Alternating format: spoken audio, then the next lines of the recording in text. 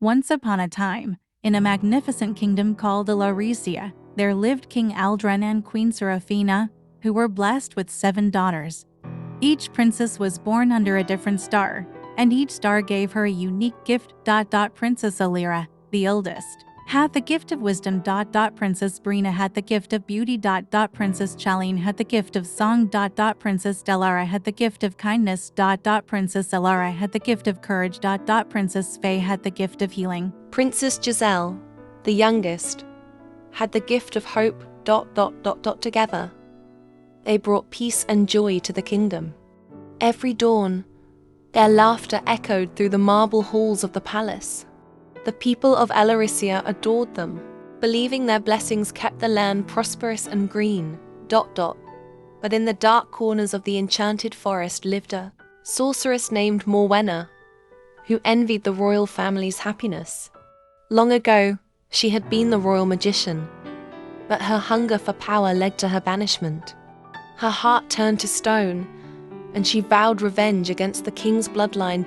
On the night of Princess Giselle's 16th birthday, the kingdom celebrated with lanterns, fireworks, and music that echoed through the valleys. But as the moon reached its peak, a cold wind swept through the palace. The lights flickered, and darkness filled the ballroom. Suddenly, Morwenna appeared, wrapped in swirling black mist. "King Aldren," she hissed, her eyes glowing green, "you took my magic, my honor, my place. Now I shall take what you love most." With a wave of her staff, she cast a spell. 7 stars above, 7 daughters below, turn their blessings into sorrow's shadow. Until one heart proves true. The curse shall remain through night and dew.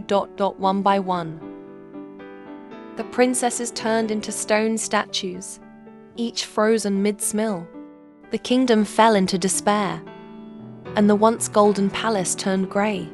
Flowers withered, rivers dried, and no laughter was heard again. The youngest princess's secret: that the sorceress had made a mistake. Princess Giselle's gift, hope, could not be completely destroyed. Though her body was stone, her spirit remained awake within. Through her dreams, Giselle reached out to her sister's spirits, whispering, "Do not lose hope. There must be a way." In a distant mountain village, an orphan boy named Kale had the same dream of a princess calling for help. The next morning, he woke with a silver feather on his pillow and a voice in his heart urging him toward the cursed kingdom. Kale was poor but brave. Carrying only a wooden sword and the feather, he journeyed through storms, forests, and deserts until he reached the silent gates of Elarisia. Inside the ruined palace, Kale found the 7 statues, and tears welled in his eyes as he touched the youngest one, Princess Giselle. Her stone hand felt warm, and suddenly a whisper filled the air. "To break the curse, you must find the 7 crystals of virtue hidden across the land. Each crystal will free one sister." Accepting the quest, Kale was guided by the glowing feather and set out to restore the princesses. In the cavern of mirrors, he faced illusions and found the crystal of wisdom, freeing Princess Alira. In the Valley of Thorns, he resisted the temptation of vanity and earned the crystal of beauty, freeing Princess Brina. In the Mountain of Echoes, his voice broke the silence to claim the crystal of song, freeing Princess Celene. In the Forest of Tears, he helped a wounded wolf and received the crystal of kindness, freeing Princess Delara. In the Desert of Fire, he conquered his fears to obtain the crystal of courage, freeing Princess Elara. In the Lake of Reflection, his tears healed a dying fish, granting him the crystal of healing, freeing Princess Faye.